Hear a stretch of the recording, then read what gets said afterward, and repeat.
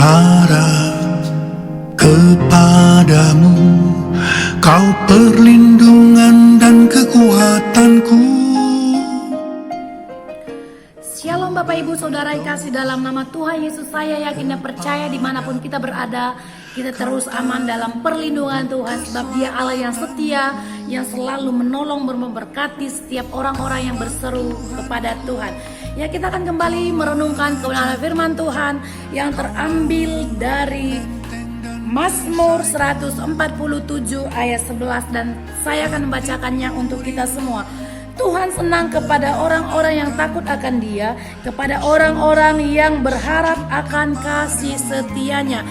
Bagaimana hidup kita berkenan di hadapan Tuhan? Yang pertama, kita harus menjadi orang yang takut akan Tuhan. Takut akan Tuhan artinya kita boleh memandang Yesus, memandang Tuhan sebagai satu-satunya pribadi yang layak kita tinggikan, yang layak kita agungkan, yang layak kita berikan penghormatan setiap hari dimanapun kita berada, yaitu lewat pujian kita naikkan kepada Tuhan, lewat doa yang kita naikkan kepada Tuhan, lewat ucapan syukur kita kepada Tuhan dimanapun kita, dan lewat pembacaan firman yang kita lakukan setiap hari. Dan kita boleh taat, mentaati firman yang ada, yang kita baca setiap hari, maka Tuhan akan senang atas hidup kita. Dan yang kedua adalah Tuhan sangat senang kepada orang-orang yang berseru dan berharap kepada Tuhan.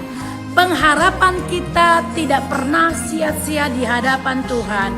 Dan ketika kita berharap kepada manusia, ketika kita mengandalkan harta kita, ketika kita mengandalkan jabatan, kekayaan, apapun itu dan lain sebagainya, maka itu bisa membuat kita kecewa. Tapi percayalah, ketika kita berharap kepada Tuhan, ketika kita berseru kepada Tuhan, ketika kita hanya berharap satu-satunya pribadi yang hidup, yaitu Yesus Kristus, maka hidup kita tidak akan pernah kecewa.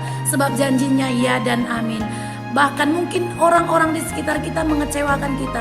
Ketika kita berharap kepada manusia, mungkin orang-orang yang terdekat kita pun, orang-orang yang di sekeliling kita, ketika kita berharap kepada mereka, mungkin kita mengalami kekecewaan. Tapi percayalah, satu-satunya andalan kita yang tidak pernah mengecewakan kita adalah hanya kepada Yesus yang hidup, Allah yang kita sembah sampai hari ini. Dan Daud pun mengakuinya di Mazmur 121. Dia berkata seperti ini, "Aku melayangkan pandanganku ke gunung-gunung, dari manakah datangnya pertolonganku? Pertolonganku adalah datangnya hanya daripada Tuhan."